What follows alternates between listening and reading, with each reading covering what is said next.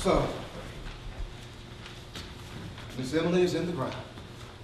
That she is. What are you loafing about here for, Jackson, in a festive mood? You old kidnapping blackamoor. Dennis Cashman, Prince of the bar cutters himself.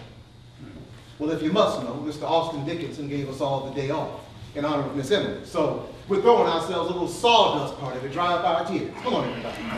Whoopee!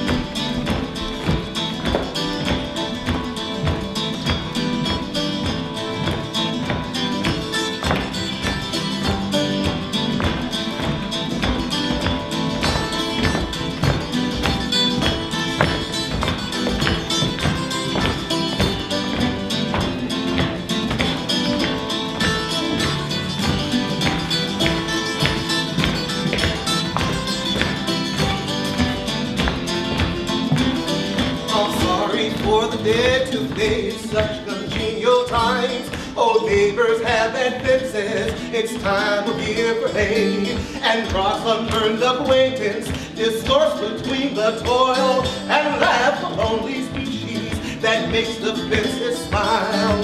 It seems so strange to lie awake from noises of the field. The beauty carts, the fragrant carts, the mowers, leader steals. A trouble lest they're homesick, those farmers and their wives, set separate from the farming and all their neighbors' wives. I wonder if the sepulchre don't feel alone some way, when men and boys and carts in June go down the fields to hay. I wonder if the sepulchre don't feel alone some way, when men and boys and carts in June go down the fields to hay.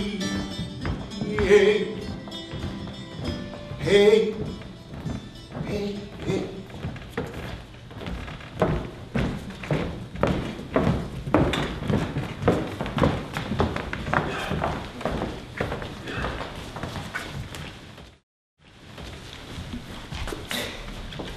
The bustle in a house the morning after death, the solemnest of industries enacted upon her. The sweeping of the heart and putting love away we shall not want to use again until eternity. Maggie, how are you bearing up? I confess I am strident with grief since Miss Emily has been seared away. Tom, grief is a mouse, and chooses wainscot in its breast for its shy house and baffles quest. Grief is a thief, quick startle pricks his ear, report to hear of that vast dark that swept its being back. Grief is a juggler, boldest at the play, lest if he flinch, his eye that way pounce on his bruises, one, say, or three. Grief is a gourmand, spare his luxury. I can't stay any longer in a world of death.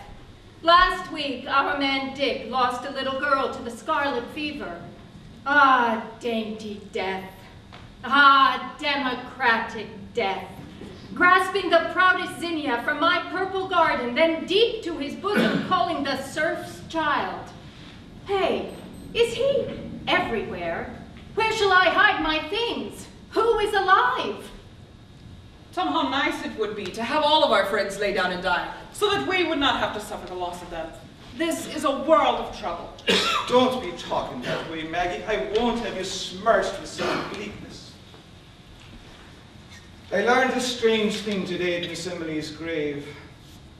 Dennis Cashman and some of the lads have obtained copies of Miss Emily's correspondence and are carrying it about them on their persons. What is their intention in this? Why is this happening? Is that so? I think they ought to be ashamed of themselves for rifling through an old woman's private papers.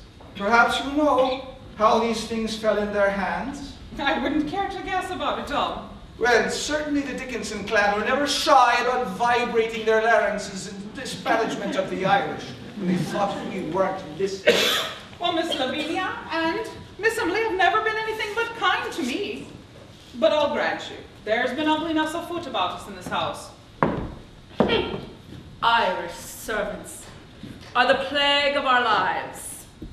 These Bridgets are ignorant even of the names of utensils, let alone the use of scrubbing brushes, since their florid home was the hard earth. I'm as likely to find cuffs and collars tucked away in odd corners as washed and ironed. How many times have I discovered that a precious china cup has been broken, and not a word of it until the moment of its imperative need for use. It's only a matter of time, I fear, before I'm hung for breaking the page of some stupid Hibernian who burns the pudding on a company occasion.